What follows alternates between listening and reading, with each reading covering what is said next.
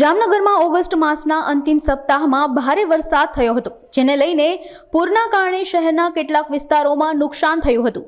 તેથી શહેરના પૂરગ્રસ્ત વિસ્તારોમાં રાજ્ય સરકાર દ્વારા સહાય ચૂકવવામાં આવી હતી। મુખ્યમંત્રીની સૂચનાથી રાહત કેશડોલ ઘરવખરી સહાય આપવામાં આવી હતી। લાભાર્થીના બેંક ખાતામાં રકમ જમા કરવામાં આવી હતી। આશરે 60,000થી વધુ લોકોને કેશડોલ ચૂકવવામાં આવ્યું હતું તથા 32,000થી વધુ પરિવારને ઘરવખરી સહાય ચૂકવવામાં આવી હતી। આપ સૌ ને સુવિદિત છે કે જામનગર જિલ્લામાં લાસ્ટ ઓગસ્ટ મહિનાના અંતિમ સપ્તાહની અંદર ખૂબ જ ભારેથી અતિ ભારે વરસાદ થયો હતો અને અલગ અલગ નદીઓમાં પૂર અને ઓવરટોપિંગને કારણે ખૂબ જ ભારે પૂરની પરિસ્થિતિ સર્જાઈ હતી।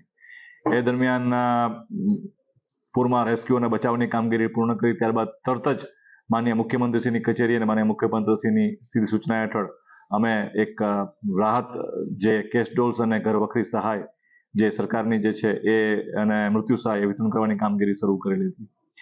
તો ખાસ કરીને આખા જિલ્લામાં સૌથી વધારે નુકસાન આપણે કોર્પોરેશન વિસ્તારમાં જે 4 થી 5 વોર્ડની અંદર થયેલું હતું, ત્યાં લગભગ અમે 60,000થી વધારે લોકોને કેશ ડોલ ચૂકવ્યા છે અને 32,000 પ્લસ ફેમિલીઝને અમે ઘરવખરી સહાય ચૂકવી છે।